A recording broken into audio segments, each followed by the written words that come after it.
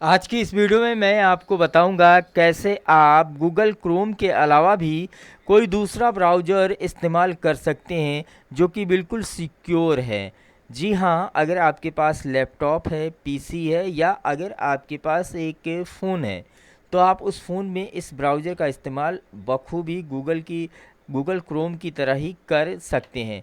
बस आपको टाइप करना है मोजिल्ला। दोस्तों, मोजिल्ला टाइप करेंगे firefox.com की ये वेबसाइट आ जाएगी।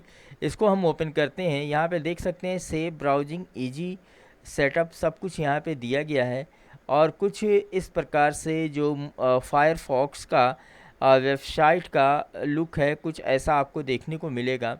आपको सिंपल तरीके से कुछ नहीं करना है। आपको इस ब्राउज़र को फ़ोन में भी आप इंस्टॉल कर सकते हैं और प्लस आप पीसी में इंस्टॉल कर सकते हैं। तो पीसी के लिए मैं यहाँ पे क्लिक करता हूँ। इसके बाद आप देखेंगे यहाँ पे हमारे पास ये डाउनलोड होना स्टार्ट हो गया है। अब हम डाउनलोड फ़ोल्डर ओपन करेंगे। डाउनलोड फ़ोल्डर में यहाँ पर हमारे पास आ गया है।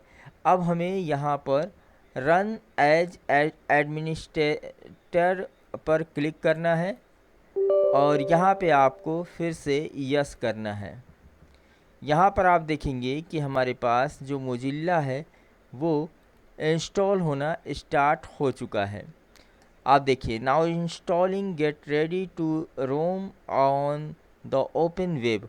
बहुत अच्छा वेब ब्राउज़र है, ठीक है। मैं इसे काफ़ी यूज करता हूँ और इसको गूगल क्रोम तो मैं सबसे ज़्यादा करता हूँ, लेकिन ये भी मैं यूज करता हूँ।